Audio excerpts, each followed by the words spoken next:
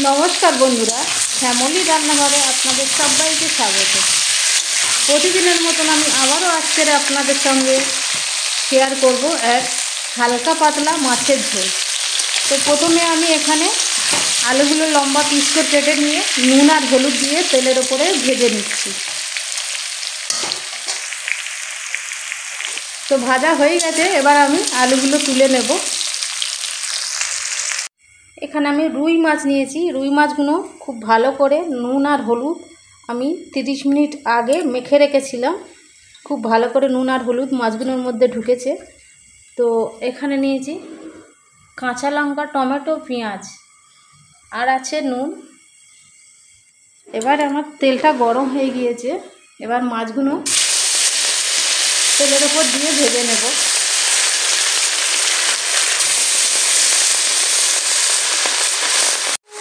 তো আমার রুই মাছটার ওজন ছিল 1 কিলো 500। তো আমি দুবারে ভেজে নেব, একবারে কড়াইতে জায়গা হবে না। তো মাছগুলো এবার উল্টো দিকটা একবার পাল্টে দেবো। প্রত্যেকটা মাছ উল্টে পাল্টে খুব ভালো করে ভেজে নেব। তো বন্ধুরা, এই গরমের সময় আমরা মশলা খুব জিরা দিয়ে আর একটু কাঁচা লঙ্কা, টমেটো দিয়ে মাছের ঝোলটা করব।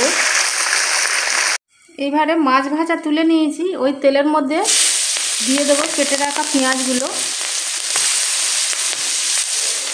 পেঁয়াজ, টমেটো, কাঁচা লঙ্কা একই সঙ্গে দিয়ে দিলাম।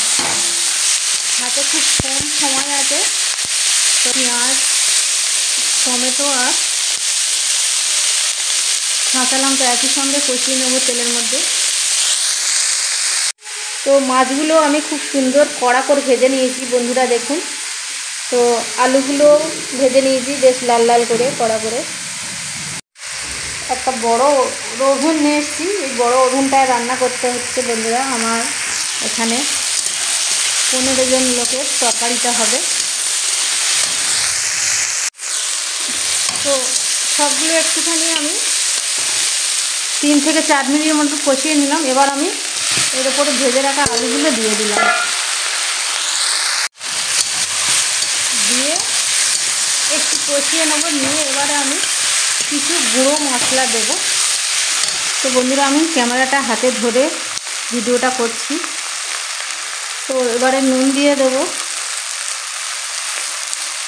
নুন যতটা লাগে পরিমাণে দিয়ে দিলাম। আর দেবো হলুদ,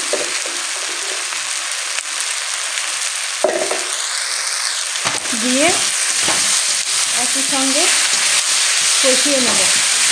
একটু সময় ধরে কষালে বন্ধুরা এই তরকারিটা খেতে দারুণ টেস্ট হয়। আর দেবো এখানে তরকারিটাতে ভালো টেস্ট হওয়ার জন্য জিরার গুঁড়ো আর ধনার গুঁড়ো একই সঙ্গে মেশানো। তো আমি 3 টেবিল চামচ দিয়ে দিলাম। দিয়ে আমি এখানে একটু গুঁড়ো মশলা, তো একটু জল দিয়ে কষালে তাহলে কষানোটা খুব ভালো হবে, তরকারিটাও খেতেও দারুণ লাগবে। তো বন্ধুরা, এখানে আমি খুব বেশি মশলা দিলাম না। তো এভাবে আপনারা একবার হলেও এই গরমের সময় হালকা পাতলা তরকারি করে খেয়ে কমেন্টে আমাকে জানাবেন কেমন হলো।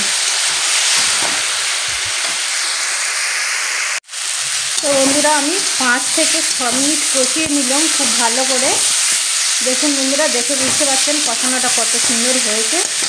তো এবার আমি জল দিয়ে দেবো। যতটা ঝোল প্রয়োজন সেই অনুসারে আমি জল দিয়ে দিলাম। এইবার আমি গ্যাসের ফ্লেমটা আরও একটু বাড়িয়ে দিলাম।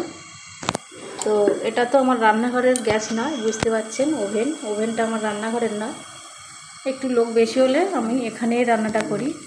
তো আমার সব দিন ধরতে গেলে আমি এই ওভেনে রান্না করতে হয় বন্ধুরা, এতগুলো লোকের রান্না। তো আমি সব দিন আপনাদের সঙ্গে শেয়ার করি না। তো আজকে আমি বললাম প্রত্যেক দিন আমি 15-20 জন লোকের রান্না করি। তো বন্ধুরা, আমার মাছের পিসগুলো একটা করে পিচে ওজন আছে 100 ওজন। তো এরকম পিসগুলো তরকারিটা খেতেও ভালো লাগবে, দেখে মনও ভরে যাবে। তো বন্ধুরা চলুন আমি এবারে তরকারি দিয়ে দেবো মাছগুলো। তো আমি জল দেওয়ার পর 5 মিনিট ফুটেছে, আমার আলুগুলো খুব ভালো সিদ্ধ হয়ে গিয়েছে। এবার আমি ভেজে রাখা মাছগুলো একটা একটা করে দিয়ে দেবো।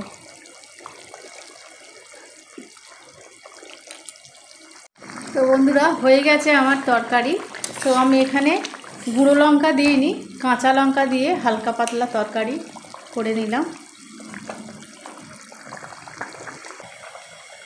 হয়ে গেছে আমার মাছের ঝোল। এবার আমি একটা জায়গার মধ্যে তুলে নেব। তো আমি এখানে পটল ভেজে নিয়েছি 1.5 কিলো। তো বন্ধুদের সঙ্গে শেয়ার করা হয়নি।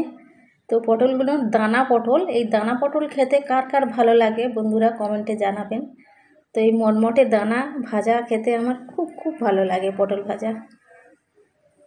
তো বন্ধুরা এই ছিল আমার আজকেকার কাঁচা লঙ্কা দিয়ে হালকা পাতলা রুই মাছের আলু দিয়ে ঝোলের রেসিপি।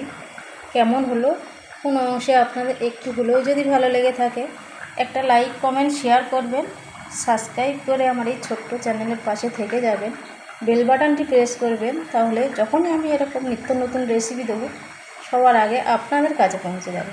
সবাই সুস্থ থাকবেন, খুব খুব ভালো থাকবেন। আবার দেখা হবে নতুন কোনো দিনে নতুন কোনো ভিডিওর সঙ্গে।